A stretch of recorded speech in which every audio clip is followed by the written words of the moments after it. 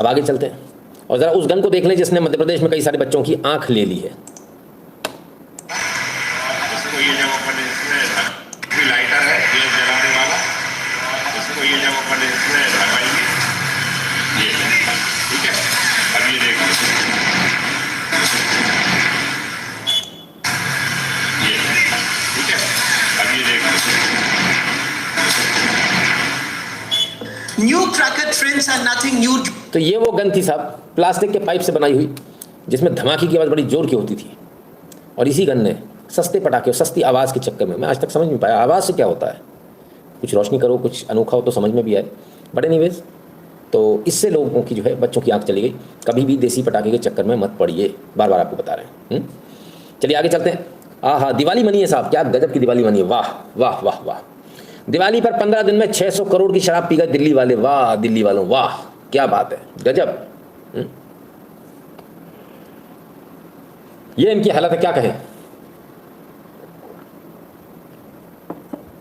त्योहार पर कितने 600 करोड़ की दारू पी गए दिल्ली वाले।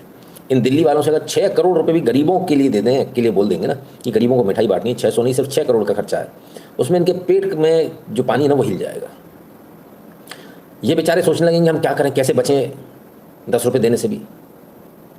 उसके लिए किसी भी हद तक चले जाएंगे। ये धर्म को भी गाली दे देंगे, सब कर लेंगे। दारू पर पैसा खूब खर्च कर सकते हैं, है ना। लेकिन मजाल है कि भाई साहब धर्म के नाम पर पैसा खर्च कर दें, त्यौहार मनाने को गरीबों को पैसा दे दें, या मिठाई उनके घर पहुंचा देंगे, भाई दिवाली है आप सभी मिठाई रखें ना। ऐसा नहीं कर सकते। 600 करोड़ दारू में, बढ़िया है। उसके बाद दंगाबाजी करो, उसके बाद एक्सीडेंट करो, उसके बाद खुद की जान भी खतरे में डालो, दूसरे की भी खतरे में डालो, घर परिवार का माहौल ख़राब कर दो, परिवार जो त्यौहार है उस त्यौहार को ही ख़राब कर दो। दारू है भाई, सर चढ़ के बोलती है नहीं। आइए आगे चलते हैं। अयोध्या, श्री अयोध्या जी चलते हैं, जरा वहाँ देखें क्या चल रहा है।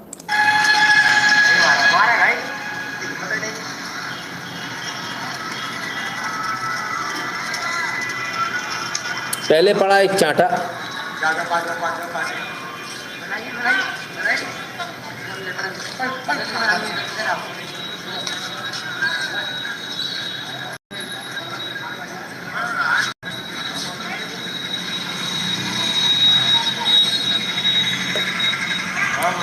रेडी वाले को पहले पड़ा चाटा, फिर पड़ा एक बैंत,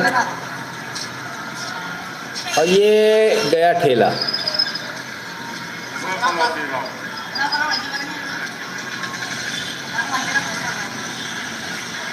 पुलिस वालों का अत्याचार देखो, ये पुलिस वीडियो बनाने वाले भाई साहब कह रहे हैं पुलिस वालों का अत्याचार देखो। ठीक बात है। सवाल ये है कि जन्मभूमि, श्री राम जन्मभूमि के एग्जिट गेट पर जो ये सड़क है उसके ऊपर ये घटना हुई। वहाँ किसी भी प्रकार का ठेला लगाना मना है सड़क के ऊपर। एक को लगाने देंगे तो 1000 और आ जाएंगे। बिक्री सबको चाहिए और होती है, दबाकर बिक्री होती है। सब लोग कमाते हैं इसलिए ठेला लगाते हैं, लेकिन मना है ठेला लगाना कि आप सड़क के ऊपर घेर कर जो है सड़क को नहीं चल सकते, फुटपाथ पर भी लगा सकते। स्ट्रिक्टनेस है और ऐसा पूरे भारत में होना चाहिए। अब सवाल ये कि करें तो करें क्या। पुलिस वाले ने 100 बार बता दिया भैया यहाँ ठेला नहीं लगा, फिर भी आ गए। तो डर कैसे पैदा हो कि वहाँ नहीं जाना है। अगर आप प्यार से हाथ जोड़कर बात करेंगे कि भाई साहब यहाँ ठेला नहीं लगाना है, तो आपको लगता है कि कोई आपकी बात सुनेगा। अपने आप को रखकर देखिए उस पुलिस वाले की जगह, और फ्रस्ट्रेशन सोचिए किस हद तक होगा। तो भाई फिर उसके बाद ऑप्शन ही बचता है कि कुछ तो दंड दिया जाए। तो दंड स्वरूप जो है ये चीज़ है, और बहुत सारे लोगों को लगेगा कि ये गलत है। पर आप सोचिए अगर ऐसे ठेलों को हम अगर जगह दे दें तो कल आप अपने परिवार के साथ श्री राम जन्मभूमि के दर्शन ही नहीं कर पाएंगे। ये ठेले ठेले पूरा रास्ता रोक देंगे, पूरा रास्ता जाम रहेगा। अब मैं आप लोगों से पूछता हूँ, क्या इस पुलिस वाले ने सही किया या गलत किया? आप लोग कमेंट बॉक्स में बता दें, क्योंकि ये बहुत गंभीर मुद्दा है। प्रशासन जब कोई काम करने जाता है तो हम लोग ही जो है उसको रोक देते हैं, और फिर कल हम लोग ही जब जाएंगे अयोध्या, श्री अयोध्या जी और श्री राम जन्मभूमि के दर्शन करने, तब हम लोग ही गाली देंगे इसी प्रशासन को कि प्रशासन कुछ करता नहीं है। इतने सारे ठेले लगे, लोगों ने जगह रोक रखी है। तो विचार कीजिएगा ज़रा, क्या चाहते हैं ज़रा बताइएगा। मधु सिंह जी आइए, बहुत बहुत स्वागत है आपका, बहुत बहुत धन्यवाद। रॉबिन जी कह रहे हैं parents did not discipline so police discipline. Robin ji बात तो सही है, मानते नहीं ना बात। हटाना सही, गिराना गलत। फ्रस्ट्रेशन हो जाता सर काम करते करते। कितनों को बताओगे, कोई एक ठेले वाला तो है नहीं कि वो आ गया। ऐसे सुबह से 100 ठेले वाले झेल चुका होगा वो। तो जब आप वहाँ खड़े होंगे तो हो सकता है उसने तो यही गिराया, आप हो सकता है अपनी बंदूक उतार के 2 फायर ठोक दें, क्योंकि आपका पेशेंस शायद उससे भी ज़्यादा कम होगा। जो व्यक्ति वहाँ खड़ा है सर वही जानता है कि वो कैसे हैंडल कर रहा है चीज़ों को। चलिए, ओला, उबर और ना जाने कौन कौन सी, रैपिडो, कितनी सारी टैक्सी कंपनियां हैं हमारे यहाँ। हमने कुछ समय पहले आपको बताया था कि भारत सरकार अपनी खुद की टैक्सी सर्विस लेकर आने वाली है, ऐसी ही ओला उबर टाइप ऐप। किस किस को याद है? जल्दी से हाथ उठा दीजिए।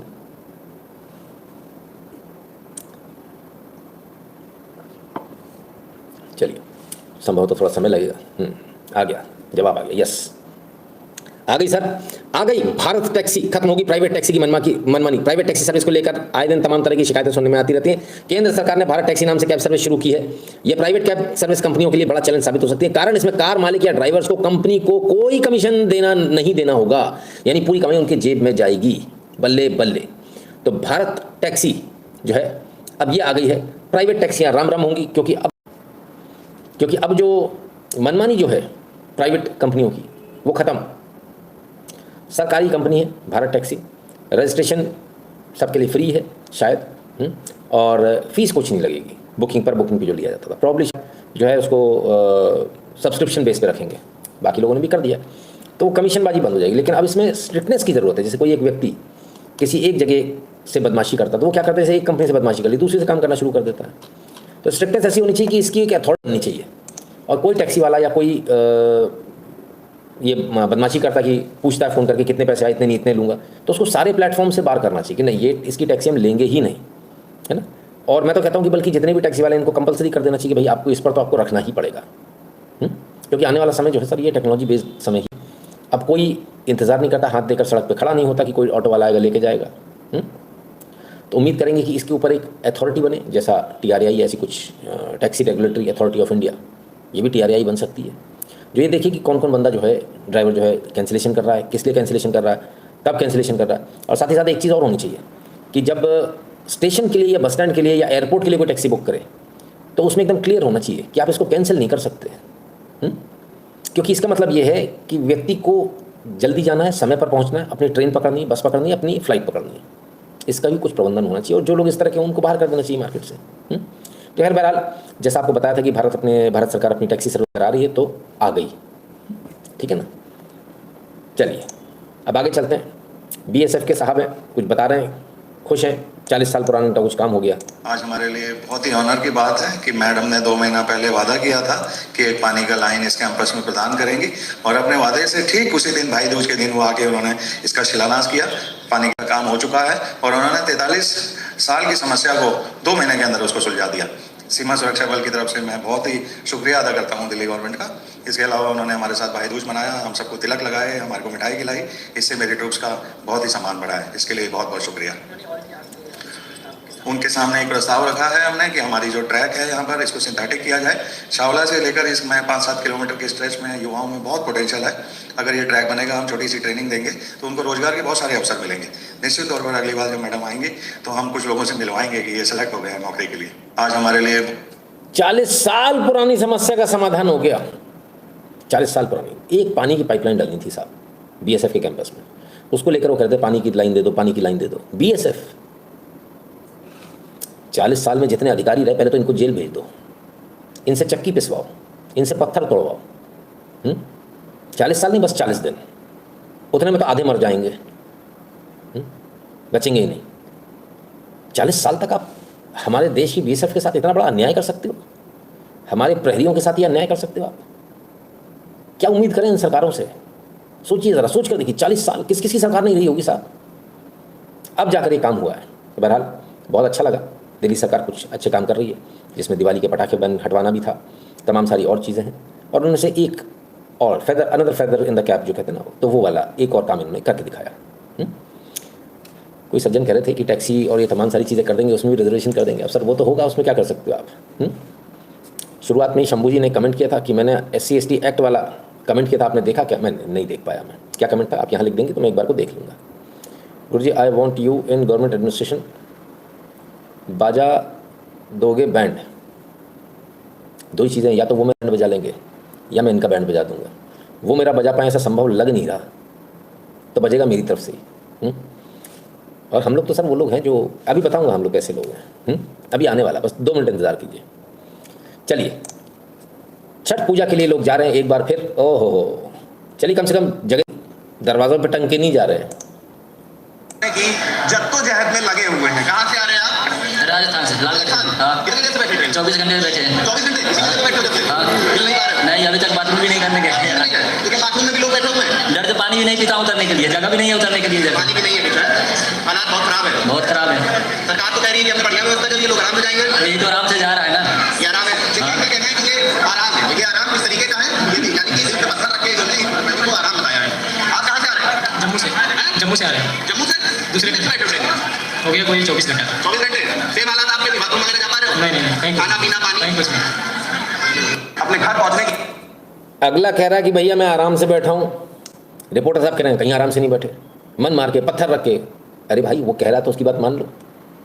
रिपोर्टर साहब आपने, हालांकि ये भी अच्छी सुविधा नहीं है पर कुछ सुविधा है, पहले से कुछ बेहतर है। रिपोर्टर साहब ने नए होंगे, अभी नए लड़के होंगे, पुराना देखा नहीं होगा। मैं आपको पुराना बताता हूँ। जितने बिहार के लोग हैं और जिनकी उम्र तकरीबन 50 साल है, वो यहाँ आमद दर्ज करा दें और बता दें मैं सही कह रहा हूँ कि नहीं। पैर का जो साइज़ होता था ना सर, पैरों का, पिंडली के नीचे का जो साइज़ होता था, उसको नाप लीजिए आप इंची टेप से, वो 1.5 हो जाता था, 1.5 गुना से 2 गुना। जब मुंबई से ट्रेन चलती थी और बिहार पहुँचती थी तब तक। जानते क्यों? खड़े खड़े जाते थे पूरे रास्ते खड़े खड़े, और इतनी बुरी हालत होती थी, इतनी जैम पैक्ड होती थी गाड़ियाँ कि आप कल्पना नहीं कर सकते सर। आप मतलब पैर रख ही नहीं सकते उसमें अंदर। आज उससे बहुत बेहतर पोजीशन है। आप जो डब्बा देख रहे थे, सबसे पहले समझ लीजिए जनरल का डब्बा है, रिजर्वेशन वाला नहीं है। मैं आज तक एक बात नहीं समझ पाया कि आखिर बिहार के लोग रिजर्वेशन करा के क्यों नहीं जाते, क्यों एडवांस में 1-1, 2-2 महीना पहले रिजर्वेशन क्यों नहीं कराते हैं, ताकि सरकार को ये पता चले कि हमको 1000 नहीं 2000 ट्रेनें चलानी है एक्स्ट्रा। कितना पैसा आप बचाना चाहते हो? तो खैर, बड़ी पूजा है, छठ पूजा है, बिहार की लेबर पूरे देश में है, और पूरे देश से जब मूवमेंट होता है तो डेफिनेटली बहुत बड़ा मूवमेंट होता है। बहरहाल सभी को हम यही कहेंगे कि आप लोग सकुशल घर पहुँचें, कोई हड़बड़ी ना करें, एक दूसरे से लड़िए मत, एक दूसरे को सपोर्ट कीजिए। आप सभी लोग एक ही स्टेट से आते हैं, बिहार से आते हैं, आप सभी बिहारी हैं और आप सभी पूजा करने जा रहे हैं, तो अच्छे से जाइए और एक दूसरे का सहयोग करते हुए जाइए। हम तो यही कहेंगे। बीच बीच में जितने भी स्टेशंस जो पड़ते हैं उस पर भी हम निवेदन करेंगे कि जो लोग हैं, जो सोशल वॉलंटियर्स हैं, NGO वाले हैं, उनसे निवेदन रहेगा कि बिहार की तरफ जाने वाली गाड़ियों में, खासकर बिहार की तरफ जाने वाली गाड़ियों में पानी का इंतज़ाम यदि आप कर सकें अपने अपने स्टेशन पर तो ज़रूर करने का प्रयास करें। अगर कुछ नाश्ते का भी इंतज़ाम कर सकते हो तो वो भी बहुत अच्छी बात है, पर कम से कम पानी का इंतज़ाम तो ज़रूर कर दीजिए। चलिए आगे चलते हैं और आगे देखें आज क्या हुआ। आज बड़ा गजब हो गया। आए लोग काला कबूतर, काला तीतर, पता नहीं क्या क्या बोलते हैं, पर ये तो नीले वाले हैं। नीले वाले भाई साहब का आज क्या हुआ जानते हैं? सामान फेंक गया। ओहो भैया, सरकारी अमला आया था, सरकारी अमले से उलझ रहे थे, लेकिन उलझने का वजह नहीं हुआ। वो कह रहे थे हम नील कबूतर हैं, हमारे साथ अत्याचार हो रहा है। भाई साहब सामान फेंक गया बाहर। ओफो, ऐसी बेइज्जती है, ये कैसे हो गया? अरे इतने बड़े महंगे महंगे झूले, अरे ये तो आजकल वाला झूला है भैया, बड़ा महंगा आता है ये। हाँ 20-1000 रुपये। अरे तुम्हारी ऐसे सोफे, ये तो बाहर फेंक गया सामान यार। हैं तो उदित राज जी, अरे रे रे रे रे रे रे रे, सोचे हम बहुत बड़े नेता हैं, हम जो है बने रहेंगे इस बंगले में, हम छोड़ेंगे नहीं। सरकार ने नोटिस दे दिया था, नोटिस का समय सीमा समाप्त हो गई थी। घर से सामान निकालकर सरकार ने वैसे ही बाहर रख दिया जैसे हर दूसरे व्यक्ति के साथ होता है। मैं तो ये चाहता हूँ कि बड़े से बड़े नेता के साथ ऐसा हो। कानून सबके लिए बराबर होना चाहिए सर, सिपाही से लेके प्रधानमंत्री तक कानून एक जैसा व्यवहार करना चाहिए, तभी देखकर अच्छा लगता है। क्योंकि कानून अगर बदल जाएगा व्यक्ति व्यक्ति के लिए तो गड़बड़ है, फिर अच्छा नहीं लगता, मज़ा नहीं आता। आइए आज बात करेंगे ORSL घोल की। जी, ये ORSL plus active, oh my God. अब अपने को क्या लग रहा है देख के कि ये ORS का घोल है और उसमें L भी लगा हुआ है, प्लस एक्टिव भी है। कंपनी भी छोटी मोटी नहीं, जॉनसन एंड जॉनसन कंपनी बना रही है। इसमें ORS है ही नहीं, बल्कि इनफैक्ट इसमें हाई शुगर है जो बच्चों के लिए हानिकारक है, घातक है। इस बात का खुलासा हुआ। खुलासा होने के बाद जो है सरकार के पास फाइल गई, सरकार ने देखा और पाया कि दावा सही है, तो सरकार ने इसको बैन कर दिया। अच्छी बात है, लोग बड़े खुश हुए कि ऐसी फर्जी चीज़ बैन हो कि लोग इससे मर जाएंगे, इसको पिएंगे तो खतरा है, नॉट एग्जैक्टली मर जाएंगे लेकिन खतरा हो सकता है। अब जो है ये गए कोर्ट, और कोर्ट जाके इन्होंने बोला कि साहब हमारा जो प्रोडक्शन है वो 180 करोड़ का हमारा प्रोडक्शन, 180 करोड़ का प्रोडक्शन हमारा ऑलरेडी हो चुका है, तो हमें उसे बेचने की अनुमति दी जाए। आगे नहीं बनाएंगे पर एटलीस्ट अभी बैन मत लगाइए ताकि हम उसको बेच सकें। एक मिनट,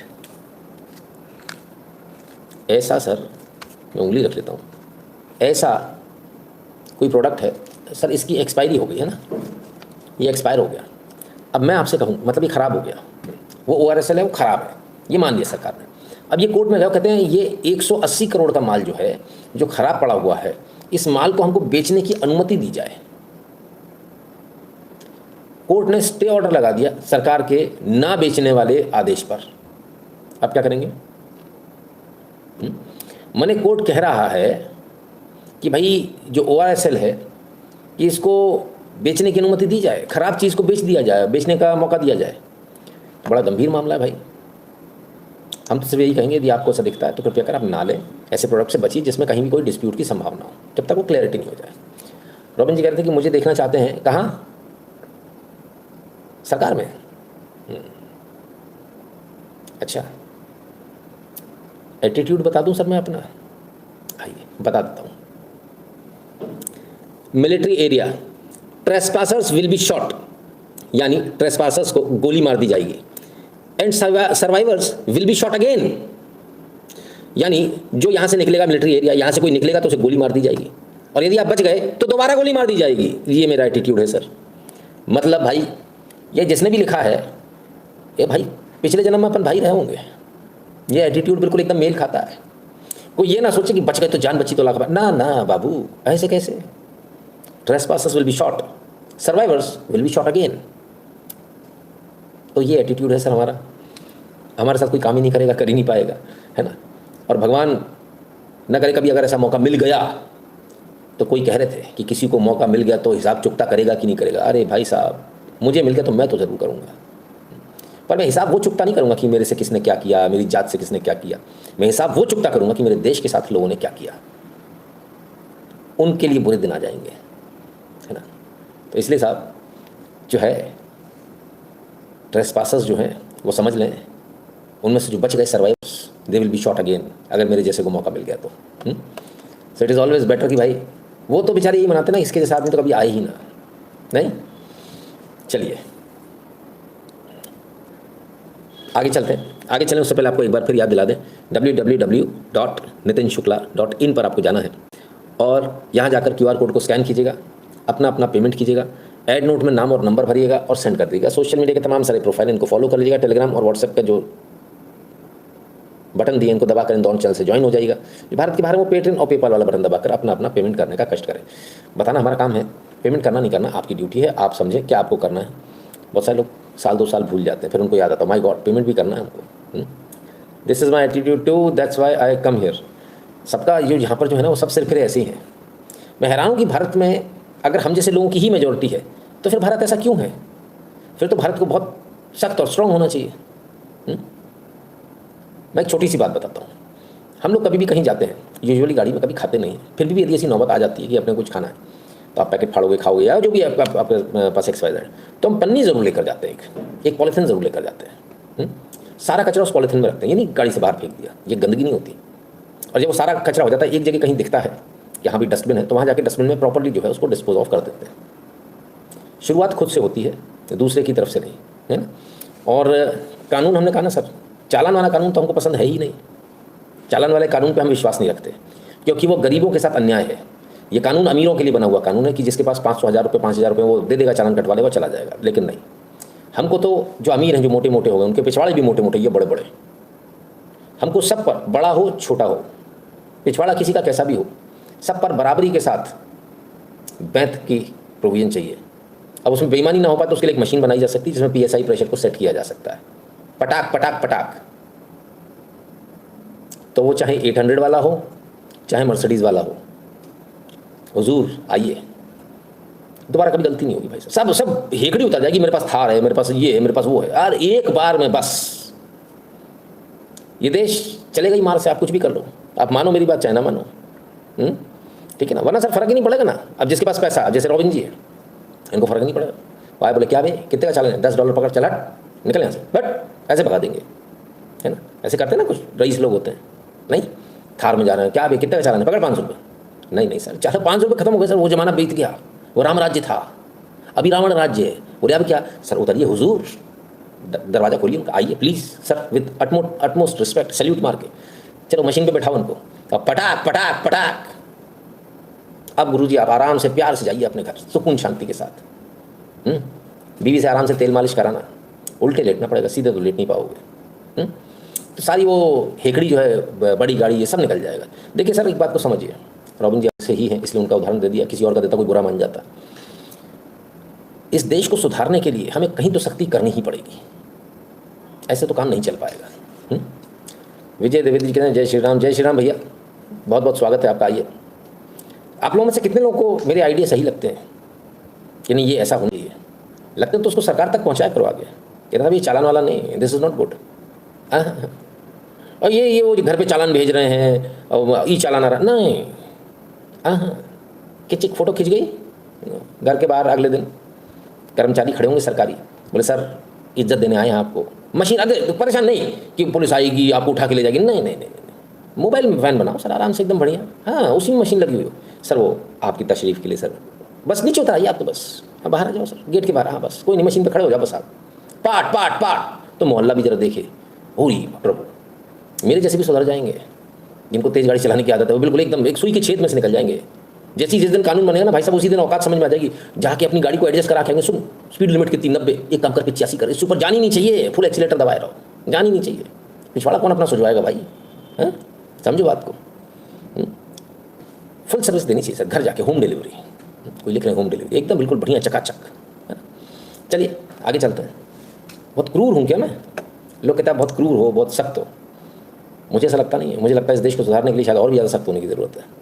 पर खैर चलिए, कोई कह रहा मन करता है आपको सुनता ही रहूँ, बताइए कितने खुश हैं। तो भाई ये समझ लीजिए कि ये बात अपने को भी पढ़ेंगे, क्योंकि वो रास्ता तो सबके लिए खुल रहा है सर, और मैं तो उसके लिए तैयार हूँ, मुझे कोई दिक्कत नहीं है। I am ready for it. कचरा फेंका, अरे गुरुजी मरवा दोगे, अरे मुंह में से टूटने पर तो कितने बैठ पड़ेंगे। हाँ चालान वाला सर विश्वास ही नहीं रखते हम चालान, वी डोंट बिलीव इन चालान। चालान होना चाहिए, हाउस टैक्स लेट हो गया ठीक है, थोड़ा बहुत कुछ ले लिया पैसा, बाकी तो सर वो टूट दिया। मशीन की उसी भाषा में बात करनी, अरे आइए आइए सर आइए, आपको स्वागत है, जरा पिछवाड़ा लाइए, थोड़ा घूमिए घूमिए सर, आप सीधे नहीं है, पिछवाड़ा टूट जाएगा। दया दनादन कम वक्तों को क्या करें, इनको कैसे सुनाए समझाएं, समझ में नहीं आता। खैर एनीवेज, हमारा तो सपना है कि ऐसा ही कानून बने। था कि बीएनएस में शायद ऐसा हो जाए, पर ऐसा हुआ नहीं, तो ऐसा कर नहीं पाया। समझ में है ना, राजा महाराजा क्यों कोड़े मारते थे, सजा वो अशरफी की सजा क्यों नहीं देते कि इतनी सोने की गिननी दे दो, ये दो। उनको इनकम नहीं करनी थी आपसे, उनको अपना शासन अच्छे से, राज्य अच्छे से चलाना था, है ना, इसलिए कोड़े मारते थे, ठीक है ना।